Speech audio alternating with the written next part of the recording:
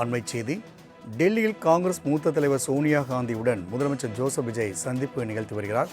அதேபோன்று ராகுல் காந்தியும் அவர் சந்தித்துள்ளதை நாம் அண்மை செய்தியாக பார்த்து கொண்டிருக்கின்றோம். கூடுதல் விவரங்களை செய்தியார் நௌசாத் வழங்க கேட்கலாம். நௌசாத், காங்கிரசின் மூத்த தலைவர் சோனியா காந்தி அதேபோன்று ராகுல் காந்தியோடு முதலமைச்சர் ஜோசப் விஜய் சந்திப்பு நிகழ்த்தியுள்ளார். முக்கிய பேச்சுவார்த்தையில் ஈடுபட்டதாக கூறப்படுகிறது. இது குறித்தான கூடுதல் விவரங்களை பதிவிடலாம். வணக்கம் ராம்குமார். தற்போது தமிழக ஜோசப் விஜய் அவர்கள் காங்கிரஸ் கட்சியினுடைய மூத்த தலைவர் சோனியா காந்தியை சந்தித்து உரையாற்றியிருக்கிறார். அவரை தொடர்ந்து ராகுல் காந்தி அவர்களையும் சந்தித்து பேசியிருப்பது மிக முக்கியத்துவம் வாய்ந்ததாக பார்க்கப்படுகிறது. ஏனென்றால் முன்பே தெரிவித்தான், ஏனென்றால் காங்கிரசுடைய கூட்டணி உருவாகி தொடர்ந்து தமிழகத்தில் செயல்படுகிறது தாவேகா. தற்போது அவருடன் 2 அமைச்சரவை இடம்பெற்றிருக்கிறார்கள், ஒரு மாநிலவை உறுப்பினரும் கொடுக்கப்பட்டிருக்கிறது.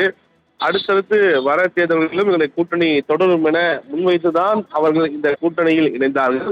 மேலும் அந்த கூட்டணியை வலுப்படுத்துவதற்கான அனைத்து விஷயங்கள் குறித்தும் இந்த கூட்டணி இந்த ஆலோசனையில் ஈடுபட்டதாக கூட தகவல் வெளியாகிறது.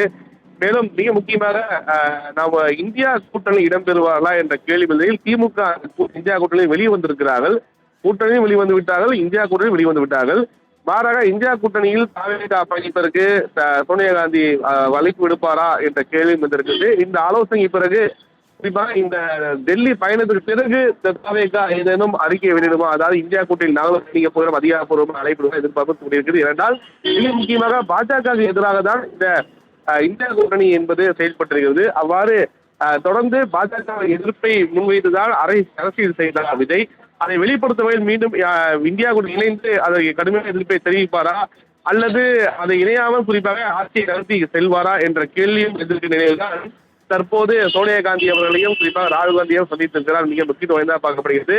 நாளை நடைபெறக்கூடிய நிதி ஆயோக் கூட்டத்தில் பங்கேற்கும் இருக்கிறார். இதுக்கு முன்பாக தான் குடியரசுத் தலைவரும் துணை குடியரசையும் சந்தித்தார். இதற்கு பின்பாக ராகுல் காந்தியும் சோனியா காந்தி சந்தித்திருப்பது என்பது மிக முக்கியத்துவம் வாய்ந்ததாக பார்க்கப்படுகிறது. ராம்குமார். நௌசாத், தகவலுக்கு நன்றி.